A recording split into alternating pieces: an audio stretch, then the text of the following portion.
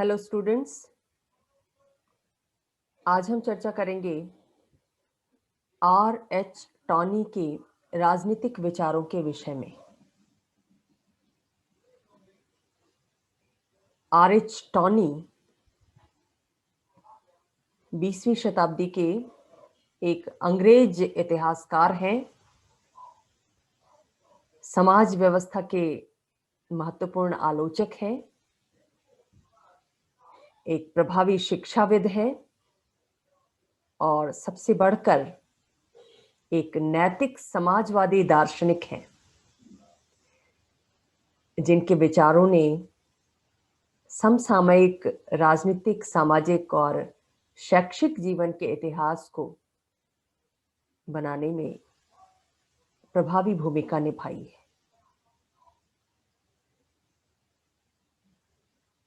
आप जानते हैं कि समाजवाद कई रूपों में दुनिया के समक्ष आया। हालांकि उसका मार्क्सवादी रूप सबसे ज्यादा लोकप्रिय बना, लेकिन मार्क्सवाद के बाद समाजवाद की दुनिया के विभिन्न देशों में विभिन्न विचारकों के द्वारा विभिन्न सामाजिक राजनीतिक परिस्थितियों के अनुरूप अलग अलग तरीके से उसकी व्याख्या की गई, उसका विश्लेषण किया गया, उसे प्रस्तुत करने की कोशिश की गई। जैसे फेबियन सोशलिज्म, श्रेणी समाजवाद, जनतांत्रिक समाजवाद, क्रांतिकारी समाजवाद, क्रिश्चियन सोशलिज्म, जो 19वीं-20वीं शताब्दी में सामने आया। तो इसी ईसाई समाजवाद का रूप है नैतिक समाजवाद, और टॉनी एक नैतिक समाजवादी विचारक है। उन्होंने समाजवाद का समर्थन क्रांतिकारी आधार पर या आर्थिक आधार पर नहीं किया है, बल्कि नैतिक आधार पर किया है, जिसका मतलब है कि वो एक ऐसे समाजवादी समाज की स्थापना का लक्ष्य रखते हैं जो नैतिक मूल्यों के आधार पर गठित हो। वो नैतिक मूल्य जो ईसाई धर्म का महत्वपूर्ण अंग रहे हैं। तो ईसाई धर्म की मान्यताओं के आधार पर उन्होंने समसामयिक समाज की आलोचना की, पूंजीवादी समाज की आलोचना की, और एक ऐसे समाजवादी समाज की स्थापना की बात कही जो नैतिक मूल्यों पर आधारित हो। इन नैतिक मूल्यों के आधार पर एक न्यायपूर्ण, समतापूर्ण समाज की स्थापना की जाए। तो इस तरह से मार्क्सवाद में संशोधन का कार्य टॉनी के द्वारा किया गया, और इस दृष्टि से वो एक नैतिक समाजवादी दार्शनिक है। और जितने भी नैतिक समाजवादी दार्शनिक हैं, वो सब किसी न किसी रूप में मार्क्स से प्रेरणा तो लेते हैं, लेकिन कौन से मार्क्स से? दास कैपिटल के मार्क्स से नहीं, कम्युनिस्ट मैनिफेस्टो के रचयिता मार्क्स से नहीं, बल्कि उस युवा मार्क्स से जो दार्शनिक और आर्थिक पांडुलिपियों का लेखक है। युवा मार्क्स जो मानवतावादी मार्क्स है। मार्क्स के विचारों में भी परिवर्तन समय के अनुसार हुआ। युवावस्था में उसके विचार कुछ और थे, और जैसे जैसे वो प्रौढ़ होता गया, वैसे वैसे उसके विचारों में क्रांतिकारिता आती गई। तो क्रांतिकारी मार्क्स के विषय में तो बहुत सारे लोग जानते हैं, बहुत लोकप्रिय हुआ वो मार्क्स। लेकिन 19वीं-20वीं शताब्दी में बहुत सारे ऐसे विचारक दुनिया में सामने आए जिन्होंने युवा मार्क्स को जानने की कोशिश की, और उसके विचारों से प्रभावित होकर उन्होंने समाजवाद का एक नया रूप दुनिया के सामने रखा, जिसको नैतिक समाजवाद कहते हैं। तो टॉनी एक नैतिक समाजवादी विचारक है। दूसरे, एक इतिहासकार के रूप में टॉनी ने मानव सभ्यता का आर्थिक इतिहास दुनिया के सामने रखा, खासतौर से इंग्लैंड के आर्थिक इतिहास की विवेचना उनके द्वारा की गई और इस इतिहास के विवेचन में भी उनकी नैतिक प्रतिबद्धता दिखाई देती है। मैक्स वेबर की इस उक्ति के साथ, इस सिद्धांत के साथ वो चलते हैं और इसी सिद्धांत को विकसित करने की कोशिश उनके द्वारा की गई है। कौन सा सिद्धांत? कि प्रोटेस्टेंट धर्म ने पूंजीवाद के विकास में योगदान दिया है। ईसाई धर्म की जो शाखा प्रोटेस्टेंट धर्म है, वो ईसाई धर्म में आ गई बुराइयों का विरोध करती है और उसके सुधरे हुए रूप की सिफारिश करती है। तो वेबर की मान्यता थी कि जैसे जैसे प्रोटेस्टेंट धर्म विकसित हुआ,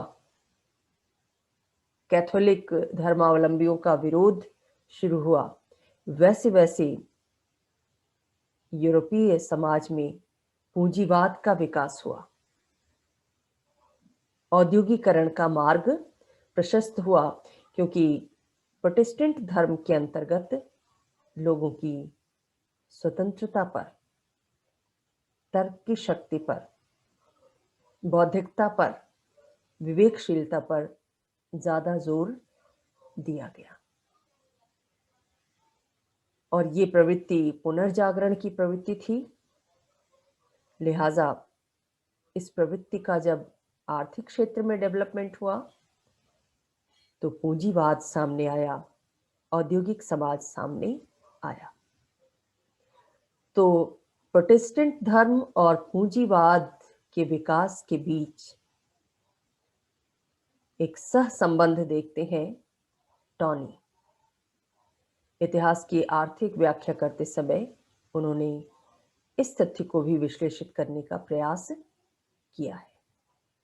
और साथ ही जब उन्होंने इंग्लैंड का इतिहास लिखा, आर्थिक इतिहास, तो उसमें ये मान्यता स्थापित की कि इंग्लैंड में जो गृह युद्ध हुआ था 17वीं शताब्दी में, 1688 में, जिस गृह युद्ध का उद्देश्य राजतंत्र को समाप्त कर प्रजातंत्र की स्थापना करना था, जनता के अधिकारों को मान्यता देना था, तो इस गृह युद्ध को जन्म देने में आम जनता की, जेंट्री की अहम भूमिका थी। इस बात का प्रतिपादन टॉनी के द्वारा किया गया और उनके इसी प्रतिपादन ने 1940-50 के दशक में इस विषय पर एक व्यापक वाद विवाद को प्रोत्साहित किया, जिस वाद विवाद को इतिहास में स्टॉर्म ओवर द जेंट्री के नाम से जाना जाता है कि गृह युद्ध में आम जनता की क्या भूमिका थी। बड़ी तेजी से ब्रिटिश समाज में एक ऐसा वर्ग उदित हो रहा था जो राजनीतिक व्यवस्था में अपना प्रतिनिधित्व चाहता था और प्रतिनिधित्व की इसी चाह ने उसे गृह युद्ध में भाग लेने को प्रोत्साहित किया। तो ये जो डिबेट चला 40-50 के दशक में, उस डिबेट का आधार टोनी की ये प्रतिस्थापना ही थी। उसका ये विचार ही था कि इंग्लैंड के गृह युद्ध को जन्म देने में वहां आम जनता की महत्वपूर्ण भूमिका थी। तो टोनी एक आर्थिक इतिहासकार है, नैतिक समाजवादी दार्शनिक है और इसके साथ साथ वो एक प्रभावी राजनीतिज्ञ भी है। केवल सैद्धांतिक रूप में उन्होंने विचारों को ही नहीं रखा, बल्कि उन विचारों को क्रियान्वित करने के लिए सक्रिय राजनीति में भी भाग लिया। अपने समाजवादी विचारों को क्रियान्वित करने के लिए ब्रिटेन में जो मजदूर दल का आंदोलन चल रहा था, उसको प्रेरित किया, उसे सहयोग प्रदान किया। ब्रिटेन में लेबर पार्टी की जब सरकार बनी तो लेबर पार्टी का मैनिफेस्टो तैयार करने में, सरकार के कार्यक्रम को तय करने में टोनी की महत्वपूर्ण भूमिका रही। एक शिक्षाविद के रूप में भी उनके द्वारा कार्य किया गया और ब्रिटेन की शिक्षा व्यवस्था में सुधार के लिए बहुत सारे सुझाव उनके द्वारा दिए गए। ये सारे सुधार संबंधी विचार भी उनके समाजवादी विचारों से प्रेरित हैं। उनका आधार उनके नैतिक समाजवाद में देखने को मिलता है। तो टोनी की गणना एक जनतांत्रिक समाजवादी ईसाई धर्म की मान्यताओं पर समाजवाद की स्थापना करने वाले विचारक के रूप में की जाती है। और उनका व्यक्तित्व उनके समय में इतना महान था, इतना अलग था, अनोखा था कि बुद्धिजीवी ये मानते हैं कि ये बात संदेहास्पद ही है कि उनके समय में, उनकी पीढ़ी में उनके समान ऐसा कोई व्यक्ति रहा होगा जिसने ब्रिटिश समाज के विकास को इतनी प्रमुखता के साथ प्रभावित किया। तो उनके विचारों का प्रभाव ब्रिटिश समाज पर बड़ी गहराई के साथ पड़ा। खासतौर से उनके समाजवादी विचारों का प्रभाव उसने ब्रिटिश राजनीति को बहुत ही अंदर तक प्रभावित किया। पूरी लेबर पार्टी की राजनीति टोनी के विचारों के इर्द गिर्द घूमती है। समाजवाद के क्षेत्र में उनके योगदान को देखते हुए, उनके वैचारिक योगदान को देखते हुए, क्रियात्मक योगदान को देखते हुए ब्रिटिश वेब ने लिखा कि वो समाजवाद के संत थे। ऐसे संत थे जिन्होंने नैतिक आधार पर, ईसाई धर्म के मूल्यों के आधार पर समाजवाद की स्थापना का प्रयास किया। तो टोनी के राजनीतिक विचारों को, उनके समाजवादी विचारों को देखने से पहले थोड़ा सा उनके जीवन और व्यक्तित्व के विषय में जान लेना उपयोगी होगा। तो टोनी ब्रिटिश भारत के कोलकाता शहर में जन्मे थे 30 नवंबर 1880 को, और उनके पिता संस्कृत के जाने माने विद्वान थे चार्ल्स हेनरी टोनी। इनके पुत्र थे आर.एच. टोनी। रग्बी स्कूल में शिक्षा प्राप्त की, प्रारंभिक शिक्षा उन्होंने, और उसके बाद ऑक्सफोर्ड के बेलियोल कॉलेज में उन्होंने इतिहास का अध्ययन किया, आधुनिक इतिहास का। ये जो कॉलेज था वो प्रसिद्ध था नैतिक मूल्यों के प्रति अपनी प्रतिबद्धता के कारण। तो कहते हैं जैसा परिवेश होता है, उस परिवेश में रहने वाले लोगों पर उसका असर पड़ता है। टोनी पर भी कॉलेज के इस परिवेश का असर पड़ा, और ये उसी का असर है कि उनके मन में सामाजिक उत्तरदायित्व की भावना का विकास हुआ, कि व्यक्ति का समाज के प्रति उत्तरदायित्व बनता है। व्यक्ति समाज की देन है, इसलिए उसे समाज हितकारी कार्यों में संलग्न होना चाहिए। समाज के लोगों के प्रति सहयोगी रुख अपनाना चाहिए, जो समाजवादी विचारधारा का मूल आधार है। यही विचार है कि व्यक्ति से ज्यादा महत्वपूर्ण समाज है, क्योंकि व्यक्ति के निर्माण में समाज का सम्मिलित योगदान होता है। तो ये संस्कार, समाजवादी संस्कार, वास्तव में टॉनी को बेलियल कॉलेज के परिवेश से प्राप्त हुआ था। उनके मित्र विलियम बेवरिज थे और बेवरिज के साथ मिलकर उन्होंने टॉयनबी हॉल में, जो उस समय वर्कर्स एजुकेशनल एसोसिएशन का कार्यालय था, श्रमिकों को शिक्षा दी जाती थी इस एसोसिएशन में, और यहाँ पर वेब्रिज के साथ उन्होंने भी निवास किया, इस एजुकेशनल एसोसिएशन के लिए कार्य भी किया, और कार्य करते करते उन्होंने अनुभव किया कि गरीबों के लिए सामाजिक न्याय प्रदान करना है तो केवल दान से अर्जित संपत्ति ही पर्याप्त नहीं है। कई बार हम ये सोच लेते हैं कि किसी गरीब को देखकर कि उसे कुछ दान दे दिया जाए, तो दान देने से कुछ समय तक तो उसकी आवश्यकता पूरी हो जाती है, लेकिन फिर वो उसी स्थिति में पहुंच जाता है। तो इसी बात को महसूस किया गया टॉनी के द्वारा कि अर्जित संपत्ति के माध्यम से, अर्जित संपत्ति के दान के माध्यम से गरीबी को दूर करना, गरीबों को न्याय प्रदान करना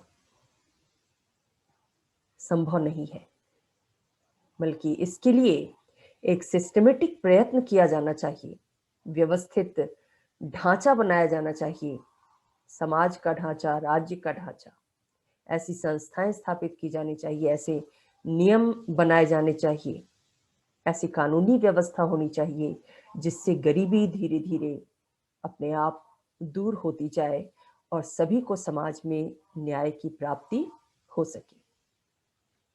तो वर्कर्स एजुकेशनल एसोसिएशन में ट्यूटर के रूप में कार्य किया गया टॉनी के द्वारा, और उसके बाद वो ग्लासगो यूनिवर्सिटी में अर्थशास्त्र के प्रवक्ता के रूप में, पार्ट टाइम लेक्चरर के रूप में नियुक्त हुए।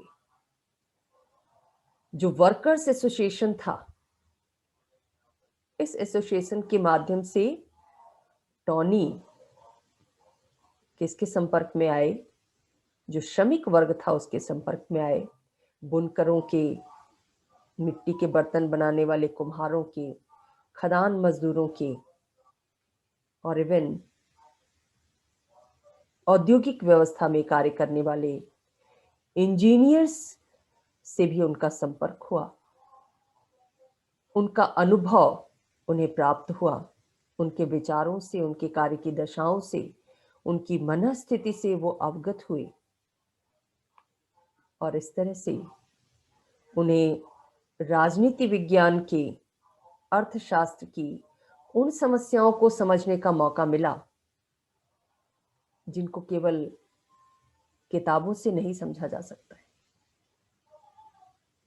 कहते हैं राजनीति शास्त्र की प्रयोगशाला पूरा समाज है।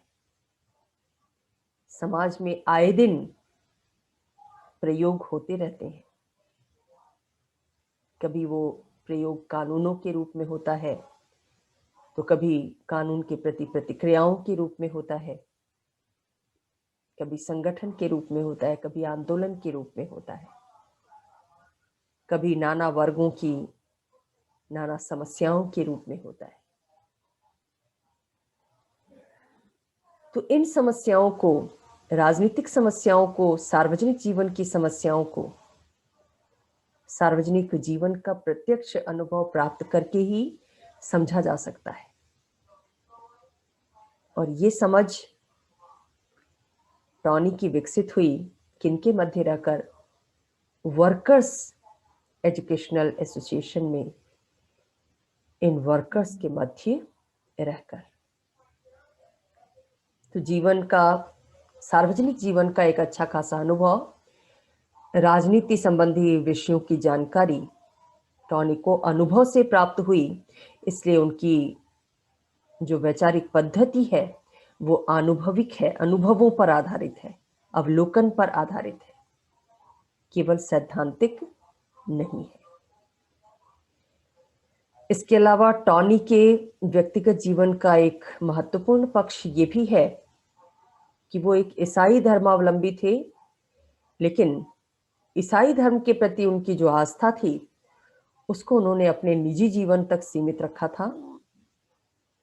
फर्स्ट वर्ल्ड वॉर के समय सेना में भी काम करने का मौका उन्हें मिला, लेकिन उनकी रुचि वर्कर्स में थी, श्रमिकों में थी, उनकी दशाओं में थी,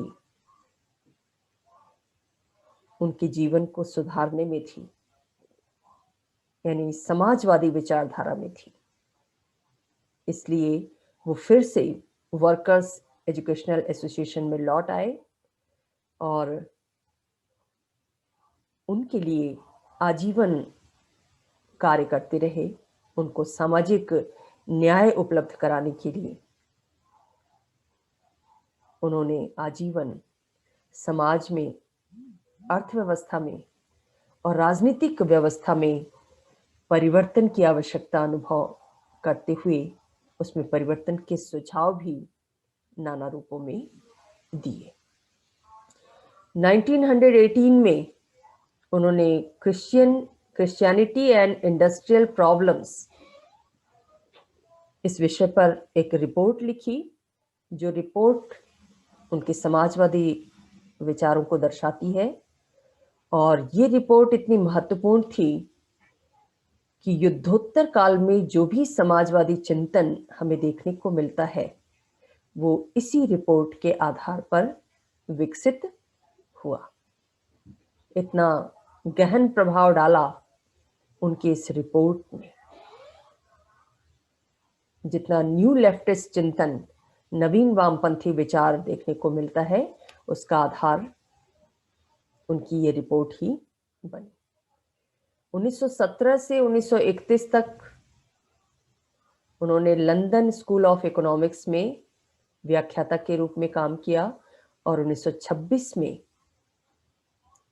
इकोनॉमिक हिस्ट्री सोसाइटी का गठन विलियम फैसले के साथ मिलकर किया। इसके गठन में महत्वपूर्ण योगदान दिया और इसी सोसाइटी के द्वारा प्रकाशित शोध पत्रिका द इकोनॉमिक हिस्ट्री रिव्यू के संयुक्त संपादक भी बने। अवकाश प्राप्ति तक वो लंदन स्कूल ऑफ इकोनॉमिक्स में कार्यरत रहे और वहां से रिटायर होने के बाद 1949 में वहां से रिटायर हुए। इसके बाद भी वो इसके एमेरिटस प्रोफेसर बने रहे। उनके शैक्षिक योगदान को देखते हुए, उनके विचारों को स्वीकार करते हुए, उनके कार्य को सम्मान देते हुए Oxford, Manchester, Birmingham, Sheffield, London, Chicago, Melbourne और पेरिस में स्थित विश्वविद्यालयों ने उन्हें डॉक्टरेट की मानद उपाधि प्रदान की। आप सोच सकते हैं कि अपने समय में कितने लोकप्रिय थे टॉनी और उनके विचारों को वैश्विक मान्यता प्रदान की गई इन सम्मानजनक उपाधियों के माध्यम से। 1906 में टॉनी ने फेबियन सोसाइटी की सदस्यता प्राप्त की। वो फेबियन सोशलिज्म जो धीरे धीरे क्रमिक सुधारों के माध्यम से समाज में परिवर्तन लाने की बात करता है, सामाजिक न्याय की स्थापना की बात करता है, सामाजिक और आर्थिक समानता स्थापित करने की बात करता है। ये फेबियन सोशलिज्म फेबियन सोसाइटी के माध्यम से विकसित हुआ ग्रेट ब्रिटेन में, और टॉनी इस संस्था के भी सदस्य बने। 1921 से लेकर 1933 तक वो उसके कार्यकारी सदस्य के रूप में चुने गए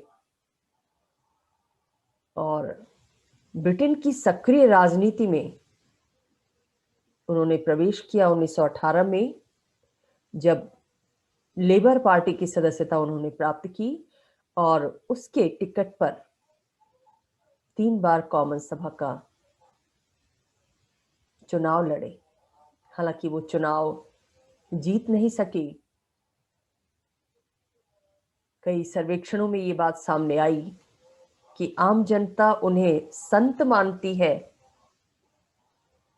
इसलिए संत को राजनीति में न उलझाने के उद्देश्य से उसने चुनाव में उनको नहीं चुना राजनीतिज्ञ के रूप में। यानी जनता उन्हें संत के रूप में ही देखना चाहती थी, राजनीतिज्ञ के रूप में नहीं। लेकिन टॉनी ने अपनी कोशिशें जारी रखी, क्योंकि उन्हें मालूम था कि उनके विचारों का क्रियान्वयन राजनीतिक सक्रियता के माध्यम से ही हो सकता है। समाज में परिवर्तन के लिए राजनीतिक सक्रियता जरूरी है, ये बात वो जानते थे।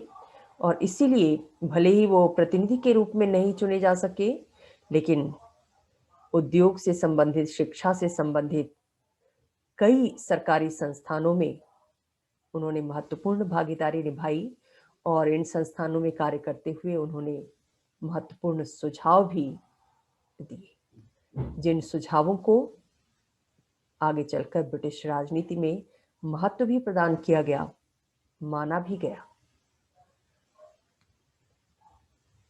शिक्षा व्यवस्था में सुधार के जो सुझाव उनके द्वारा दिए गए, ब्रिटिश राजनीतिज्ञों ने आगे चलकर उन विचारों को मान्यता प्रदान की। तो आजीवन एक सक्रिय सदस्य रहे, सक्रिय विचारक रहे, प्रभावी शिक्षाविद रहे और नैतिक समाजवादी के रूप में टॉनी ने अपनी छवि को स्थापित किया। 16 जनवरी 1962 को लंबा जीवन जीने के बाद उनकी मृत्यु हुई। अपने जीवन काल में एक विचारक के रूप में टॉनी ने बहुत सारी पुस्तकों का, लेखों का लेखन किया और इन पुस्तकों में प्रमुख हैं agrarian problems in the 16th century, 16वीं शताब्दी में कृषि समस्याएं, religion and the rise of capitalism, महत्वपूर्ण पुस्तक उनके द्वारा लिखी गई। एक्विजिटिव सोसाइटी जो 1920 में सामने आई और इक्वलिटी, ये दो महत्वपूर्ण रचनाएं हैं जो राजनीतिक चिंतन की दृष्टि से अत्यंत प्रभावी हैं। इसके अलावा एजुकेशन व्यवस्था में सुधार के सुझाव दिए गए उनके द्वारा सेकेंडरी एजुकेशन फॉर ऑल नामक पुस्तक में। लेबर एंड द नेशन, ये भी कृति टॉनी के द्वारा दी गई दुनिया को। Education the socialist party policy, Samajwadi नीति के आधार पर एजुकेशन का, शिक्षा व्यवस्था का कैसे पुनर्गठन किया जाए, इस पुस्तक में उन्होंने इस पर चर्चा की है। Land and labour in China 1932 में प्रकाशित हुई और radical tradition 12 essays on politics. तो इतनी सारी महत्वपूर्ण रचनाएं टॉनी की देन है और टॉनी केवल राजनीतिक दार्शनिक नहीं है, वो एक महत्वपूर्ण इतिहासकार है, आर्थिक इतिहासकार है, जिन्होंने इतिहास का लेखन आर्थिक आधार पर किया।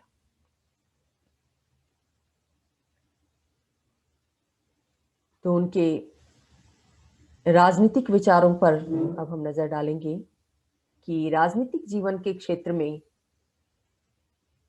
किन समस्याओं पर उन्होंने अपना ध्यान केंद्रित किया और उन समस्याओं को दूर करने के लिए क्या सुझाव दिए। तो टॉनी एक सोशल क्रिटिक है, सोशल क्रिटिक है, सामाजिक आलोचक है। सामाजिक आलोचक वो होते हैं जो विद्यमान समाज व्यवस्था से संतुष्ट नहीं होते, उनमें नाना कमियों को देखते हैं, दोषों को देखते हैं और उन दोषों को दूर करने के लिए सुझाव भी देते हैं। टॉनी की दृष्टि भी ऐसी ही है। वो मौजूदा समाज को आलोचना की दृष्टि से देखते हैं, वो उसके आलोचक हैं। खास तौर से इस संबंध में उनकी जो 2 पुस्तकें हैं, एक्विजिटिव सोसाइटी और इक्वालिटी, इन दोनों में ही टॉनी ने समसामयिक समाज की आलोचना प्रस्तुत की है। समसामयिक समाज यानी जो तत्कालीन पूंजीवादी समाज था, उसकी आलोचना उनके द्वारा की गई। आपने देखा कि हन्ना आरेंट ने भी और कार्ल पॉपर ने भी एक आलोचक के रूप में पूंजीवादी समाज की आलोचना की है, लेकिन सभी की आलोचना के तर्क अलग-अलग हैं। टॉनी ने नैतिक आधार पर पूंजीवाद की आलोचना की है, क्योंकि टॉनी ये मानते हैं कि पूंजीवाद के अंतर्गत जो स्वार्थ की प्रवृत्ति दिखाई देती है व्यक्ति के अंदर, वो प्रवृत्ति नैतिक दृष्टि से घातक है। रूसो की तरह उन्होंने भी पूंजीवाद की उपभोक्तावादी प्रवृत्ति के कारण उसकी आलोचना की और ये प्रतिपादित किया कि ये उपभोक्तावादी प्रवृत्ति समाज में व्यक्ति को नैतिक दृष्टि से भ्रष्ट बनाती है। उपभोक्तावाद केवल आर्थिक शोषण को प्रोत्साहित नहीं करता, पूंजीवाद केवल वर्ग भेद नहीं करता, वर्ग विभाजन नहीं करता, समाज को वर्गों में ही नहीं बांटता, बल्कि वो समाज के हर व्यक्ति को नैतिक दृष्टि से भ्रष्ट बनाता है। कैसे भ्रष्ट बनाता है? क्या दुर्गुण है पूंजीवाद में? इसकी व्याख्या टॉनी ने कई आधारों पर की है। स्वाभाविक रूप से उनके आधार नैतिक हैं। नैतिक आधार पर उन्होंने पूंजीवादी समाज की आलोचना की है। सबसे पहले वो कहते हैं कि पूंजीवाद का एक बड़ा दुर्गुण ये है कि ये बिना सामाजिक दायित्व के आर्थिक शक्ति को प्रोत्साहित करता है। ज्यादा से ज्यादा व्यक्ति को आर्थिक स्वतंत्रता दी जाए ताकि जितनी क्षमता है उसके अंदर वो समाज की संपत्ति पर अधिकार कर सके, उसे अपने व्यक्तिगत स्वामित्व, व्यक्तिगत संरक्षण में रख सके, उसका उपभोग कर सके, क्योंकि आर्थिक स्वतंत्रता महत्वपूर्ण है व्यक्ति के जीवन में।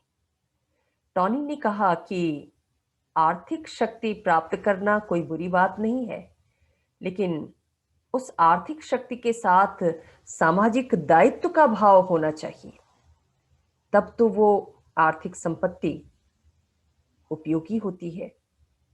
उस आर्थिक संपत्ति से समाज का विकास होता है। लेकिन अगर दायित्व की भावना नहीं है, समाज के प्रति दायित्व की भावना नहीं है संपत्तिशाली व्यक्ति के मन में, तो वो संपत्ति फिर उसे ही नहीं, पूरे समाज को पतन की तरफ ले जाती है, नैतिक दृष्टि से समाज का ह्रास करती है, क्योंकि सभी समाजवादी समाज को महत्व देते हैं और व्यक्ति का समाज के प्रति दायित्व अनुभव करते हैं कि व्यक्ति समाज की उपज है, उसका व्यक्तित्व समाज की देन है, बिना समाज के सहयोग के वो कुछ भी हासिल नहीं कर सकता। लेकिन टॉनी ये कहते हैं कि पूंजीवादी व्यवस्था में समाज के इस महत्व को स्वीकार नहीं किया जाता और बेतहाशा आर्थिक स्वतंत्रता की छूट देते हुए आर्थिक शक्ति को प्रोत्साहित किया जाता है। रिजल्ट होता है कि पूंजीवाद के अंतर्गत व्यक्ति अधिक से अधिक संपत्ति अर्जित करने की होड़ में बहुत ज्यादा प्रतिस्पर्धी बन जाता है। मेरे पास इतना है, उसके पास उतना है, हमें उससे भी आगे जाना है, उससे भी ज्यादा अर्जित करना है। तो ये जो प्रतिस्पर्धा है, इस प्रतिस्पर्धा के कारण व्यक्ति सेल्फ सेंटर्ड बन जाता है और वो भूल जाता है कि वो एक सामाजिक प्राणी है। वो सिर्फ अपने ही कार्यों में संलग्न रहता है, संपत्ति अर्जन में संलग्न रहता है। उसके लिए जो भी प्रयास करने हैं व्यक्तिगत रूप से वो उन प्रयासों को करता है, समाज से कटता चला जाता है, सामाजिक नहीं रह जाता। समाज का सहयोग उसे करना है, ये बात उसे ध्यान में नहीं रहती। तो वो अपने सामाजिक दायित्व को नजरअंदाज करने लगता है। ये एक बड़ा दुर्गुण है पूंजीवाद का कि वो व्यक्ति को स्वार्थी बनाता है, आत्म केंद्रित बनाता है, बहुत ज्यादा प्रतिस्पर्धी बनाता है। और यही वजह है कि आज के नव उदारवादी युग में भी उद्योगपतियों में सामाजिक दायित्व की भावना लाई जा रही है, कानून बनाकर कि उनकी संपत्ति का कुछ हिस्सा समाज हित के कार्यों में प्रयोग में लाया जाना चाहिए, ताकि संपत्ति का कुछ हाथों में केंद्रीकरण ना हो और फिर उस केंद्रीकरण से समाज में नाना बुराइयों को न जन्म मिले। ये सोचकर कॉर्पोरेट सोशल रेस्पॉन्सिबिलिटी का कंसेप्ट लाया गया और कानून बनाकर तय किया गया उद्योगपतियों का सामाजिक दायित्व। तो एक तो सामाजिक दायित्व के सिद्धांत के आधार पर टॉनी पूंजीवाद का विरोध करते हैं, पूंजीवादी समाजवाद की आलोचना करते हैं, पूंजीवादी समाज की आलोचना करते हैं। और दूसरे, पूंजीवाद को इसलिए भी घातक बताया, इसलिए भी बुरा बताया टॉनी ने, क्योंकि इसके अंदर व्यक्तियों के मध्य जो योग्यता संबंधी असमानता होती है उसको प्राकृतिक बताया जाता है, न्यायोचित बताया जाता है। ये माना जाता है कि प्रकृति ने ही हर व्यक्ति को योग्यता की दृष्टि से भिन्न भिन्न बनाया है, तो उस योग्यता का लाभ अगर व्यक्ति स्वयं प्राप्त कर रहा है तो इसमें कुछ भी अनुचित नहीं है, बल्कि यही न्यायोचित है कि व्यक्ति को उसकी योग्यता के अनुसार प्राप्त हो। पूंजीवाद समाजवाद के इस तर्क को स्वीकार नहीं करता कि सबको प्रकृति ने समान बनाया है, इसलिए सभी समान रूप से प्राप्त करने के अधिकारी हैं। किसी को किसी पर नियंत्रण स्थापित करने का अधिकार प्राप्त नहीं है। संसाधनों का वितरण सभी के मध्य समान रूप से होना चाहिए, ये समाजवाद की मान्यता है। टॉनी भी एक हद तक समाजवाद के इस विचार के पक्षधर हैं और वो पूंजीवाद की योग्यता संबंधी असमानता की जो प्राकृतिक स्वीकृति है उसको वो अस्वीकार करते हैं। वो तर्क देते हैं कि एक समतावादी समाज में योग्यताओं की विभिन्नता तो होनी चाहिए, लेकिन इस विभिन्नता का प्रयोग सामान्य हित की प्राप्ति में लगाया जाना चाहिए, न कि कुछ विशेषाधिकारों को स्थापित करने में। योग्य लोग समाज में हैं, भिन्न भिन्न योग्यताओं को धारण करते हैं, प्रकृति ने उन्हें योग्य बनाया है, ये अच्छी बात है। लेकिन इस योग्यता का मतलब ये नहीं है कि उनकी योग्यता का लाभ सिर्फ उन्हें ही मिले। सभ्यता का, मानवता का तकाजा ये है कि योग्यता का लाभ समाज के अयोग्य लोगों को भी मिलना चाहिए, निर्बल लोगों को भी मिलना चाहिए, वंचित लोगों को भी मिलना चाहिए। तो योग्यताओं को कुचलने की जरूरत नहीं है, योग्य लोगों को अयोग्यों के समान मान लेने की जरूरत नहीं है, ऐसा टॉनी ने कहा। और जैसा कि राज्य प्रायोजित समाजवाद में अक्सर किया जाता है, जो चाइना, रशिया जैसे देशों में स्थापित किया गया, राज्य के नियंत्रण में समानता ऊपर से थोप दी गई, टॉनी इसके पक्षधर नहीं है।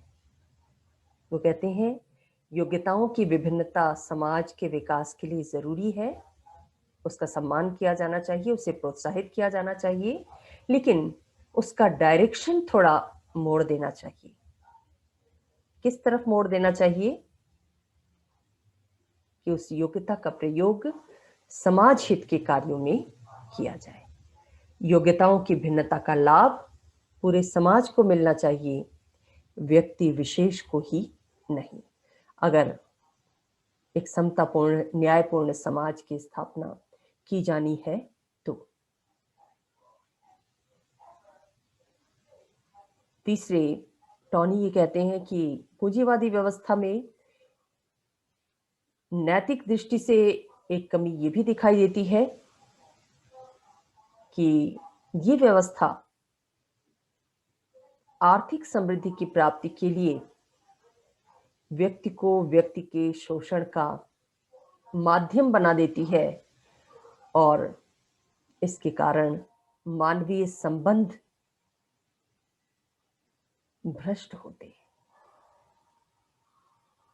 पूंजीपतियों और उद्योगपतियों के बीच आर्थिक खाई तो बढ़ती ही है, मन की खाई भी बढ़ती जाती है,